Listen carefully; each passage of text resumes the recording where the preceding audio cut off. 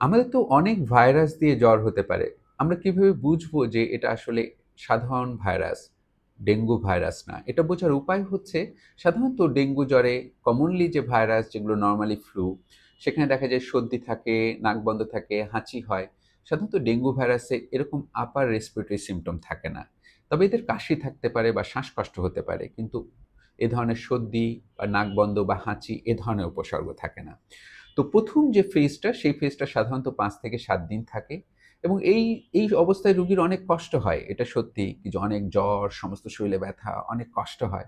কিন্তু তারপরের যে ফেজটা যখন জ্বরটা ভালো হয়ে যায়, অন্যান্য জ্বরে যেমন জ্বর ভালো হয়ে গেলে রোগীরা অনেকটা ভালো অনুভব করে।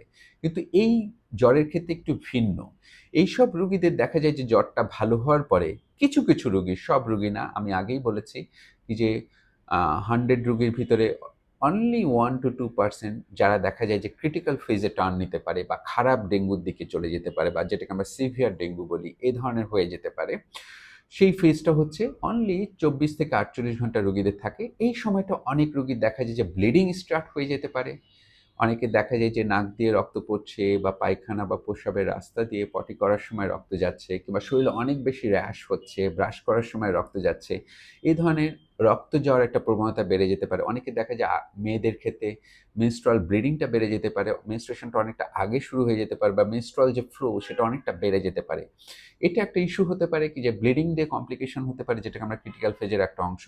এবং আরেকটা অংশ ডেঙ্গু রোগে আক্রান্ত হওয়ার পরে ব্লাড ভেসেলসে যে প্লাজমা লিকেজ হয়, যেখানে দেখা যায় যে শরীরের যে রক্তনালীগুলোন আছে, এই রক্তনালীগুলোন থেকে ফ্লুইডগুলোন রক্তনালীর বাহিরে চলে আসে।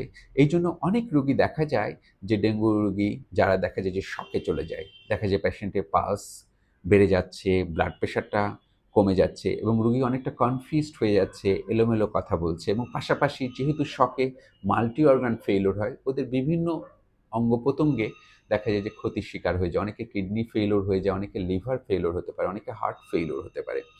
এটি হচ্ছে আমাদের ক্রিটিক্যাল ফেজ। এটি সাধারণত ২৪ থেকে ৪৮ ঘন্টা থাকে। এরপরেই দেখা যায় যে রোগী, যেসব রোগী দেখা যায় যে ভালো হয়ে যায়, দেখা যায় যে ৪৮ ঘন্টা পরেই পেশেন্ট রিকভারি ফেজে চলে যায়। তখন দেখা যায় যে রোগী অনেকটা ভালো অনুভব করছে এবং এই রিকভারি ফেজে দেখা যায় যে শরীরে কিছুটা চুলকানি হতে পারে। হাতে এবং পায়ের তালুতে অনেক রোগী আছে যাদের চুলকানি হয়। অনেকের দেখা যায় পালস কিছুটা কমে যায় এবং রোগী ভালো হয়ে যায়। মূলত ডেঙ্গু রোগীরা আমাদের কাছে এভাবেই প্রেজেন্ট করে। এখন আমাদের মাথায় রাখতে হবে যে ডেঙ্গু হলেই আতঙ্কিত হওয়ার কিছু নেই। সব ডেঙ্গু রোগী কিন্তু খারাপ হয় না। ১০০ জনের ভিতরে 1-2% যারা খারাপ দিকে টার্ন নেয়। কাজেই আমাদের জানতে হবে কি যে কখন আমরা অরিড হব বা কখন ভীত হব বা কখন আমাদের হসপিটালে ভর্তি হতে হবে। যখন আমার পরীক্ষা করে এবং উপসর্গের মাধ্যমে আমরা বুঝতে পারলাম যে আমার ডেঙ্গু হয়েছে, সব রোগীদের কিন্তু হাসপাতালে ভর্তি হতে হয় না।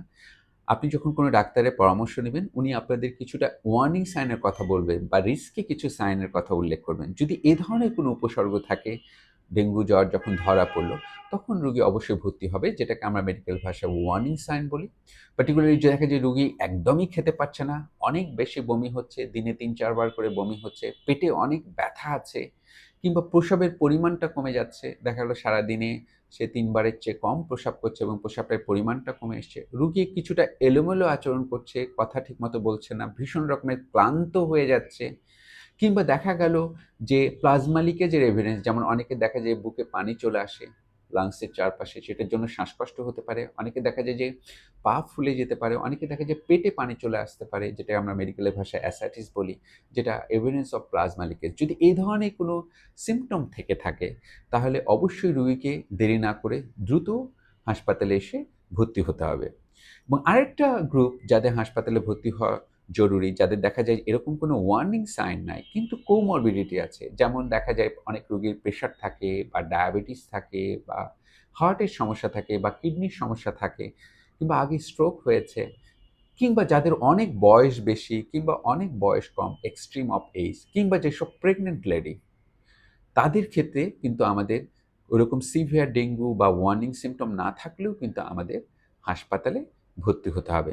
আদার্স যাদের ডেঙ্গু হয়েছে, যাদের কোনো ওয়ার্নিং সাইন না কিংবা কোনো কোমরবিডিটি নাই কিংবা কোনো রিস্কি এজ গ্রুপে নেই, তাদের ক্ষেত্রে কিন্তু আমরা সুন্দর বাসায় থেকেই চিকিৎসা গ্রহণ করতে পারি এবং যাদের সংখ্যা ১০০ জনের ভিতরে 90-80% যাদের দেখা যায় যে ক্রিটিক্যাল ডেঙ্গু বা এরকম কোমরবিডিটি নেই, যারা বাসাতেই চিকিৎসা গ্রহণ করবে।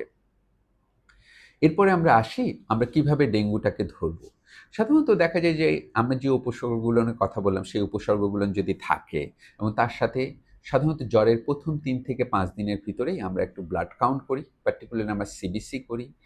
আর একটা টেস্ট করি শুরুর দিকে, সেটা হচ্ছে NS1 অ্যান্টিজেন। এটা একটা অ্যান্টিজেনিক টেস্ট। ডেঙ্গুর একটা অ্যান্টিজেন এখানে ডিটেক্ট করা হয়। যদি NS1 অ্যান্টিজেন পজিটিভ থাকে, পার্টিকুলারলি যখন জ্বর থাকে তখন NS1 অ্যান্টিজেন পজিটিভ থাকার একটা সম্ভাবনা থাকে। সেই সময়টা NS1 অ্যান্টিজেনটা পজিটিভ হয়। এবং সিবিসিতে শুরুর দিকে দেখা যায় যে WBC কাউন্টটা কমে যাচ্ছে এবং পরবর্তীতে ১ম দিকে কিন্তু প্লাটলেট কাউন্ট কমে না। আমাদের রোগীরা অনেকেই প্লাটলেট কাউন্ট নিয়ে অনেক অরিড থাকে। এটা সাধারণত কমে হচ্ছে জ্বরের শেষের দিকে এসে, সাধারণত ৫ থেকে ৭ দিনের মাথায় এসে প্লাটলেট কাউন্ট কমা শুরু করে। কিন্তু সত্যিকার অর্থে প্লাটলেট কাউন্ট নিয়ে কিন্তু এখনকার ডেঙ্গু রোগীদের ক্ষেত্রে আমরা খুব একটা অরিড ফিল করি না। আমাদের মেইন কনসার্নটা থাকে হচ্ছে কিন্তু হেমাটোক্রিট। হেমাটোক্রিট বলতে প্যাকড সেল ভলিউম বা HCT বা হিমোগ্লোবিনের পরিমাণ। যখন দেখা যায় যে প্লাজমা লিকেজ হয়, এইসব রোগী কিন্তু আল্টিমেটলি শকে চলে যায়। তখন দেখা যায় যে আপনার যে হিমোগ্লোবিনের পরিমাণ যেটা নরমালি ১০ বা ১২ ছিল সেটা বেড়ে ১৪ বা ১৬ হয়ে যাচ্ছে। কিংবা আমাদের যদি প্যাকড সেল ভলিউম দেখি বা হেমাটোক্রিট দেখি, সেটা ৪০ পার হয়ে তার 10% বা 20% বেড়ে যাচ্ছে। এরকম যদি দেখা যায় যে এভিডেন্স থাকে কি যে এভিডেন্স অফ প্লাজমা লিকেজ, তখন কিন্তু আমরা সেই রুগীর ব্যাপারে আমরা কিন্তু খুবই কনসার্ন হয়ে যাই এবং আমরা রুগীদের বলি কি যে আপনি ইমিডিয়েটলি হাসপাতালে ভর্তি হয়ে যান এবং তাদের অনেক সময় ফ্লুইড লাগে। মূলত ১ম ৩ থেকে ৫ দিন আমরা সিবিসি করি। অনেকের লিভার এনজাইম দেখা হয়, NS1 অ্যান্টিজেন করা হয় এবং যখন দেখা যায় ৩ থেকে ৫ দিন পার হয়ে যায়, তখন অনেক ক্ষেত্রেই যদি জ্বর না থাকে, NS1 ওরকম NS1 এর মাধ্যমে ডেঙ্গু আর ধরা যায় না, তাদের অধিকাংশ ক্ষেত্রে আমরা অ্যান্টিবডি টেস্ট করি, যেটা IgM বা IgG অ্যান্টিবডি টেস্ট। যার ১ম ডেঙ্গু হচ্ছে তার ১ম এ IgM অ্যান্টিবডি আসবে। সেটা সাধারণত ৫ দিন পরে অ্যাপিয়ার করে এবং ৭ দিন বা ১০ দিন পরে IgG পজিটিভ হয়ে যায়। এছাড়াও আমরা বিভিন্ন টেস্ট করি, এটা রোগীর অবস্থার উপরে নির্ভর করে। যদি সত্যিই রোগীকে ভর্তি হতে হয় বা সিভিয়ার ডেঙ্গু হয়ে যায়, আমরা বডিতে অনেক সময় ইলেক্ট্রোলাইট দেখি, লিভার ফাংশন টেস্ট করি, রেনাল ফাংশন টেস্ট করি। যদি পেশেন্ট ডায়াবেটিক থাকে তাহলে ডায়াবেটিসের টেস্ট করি। প্লাস আদার্স উপসর্গ অনুযায়ী আমরা অনেক পরীক্ষা করে থাকি।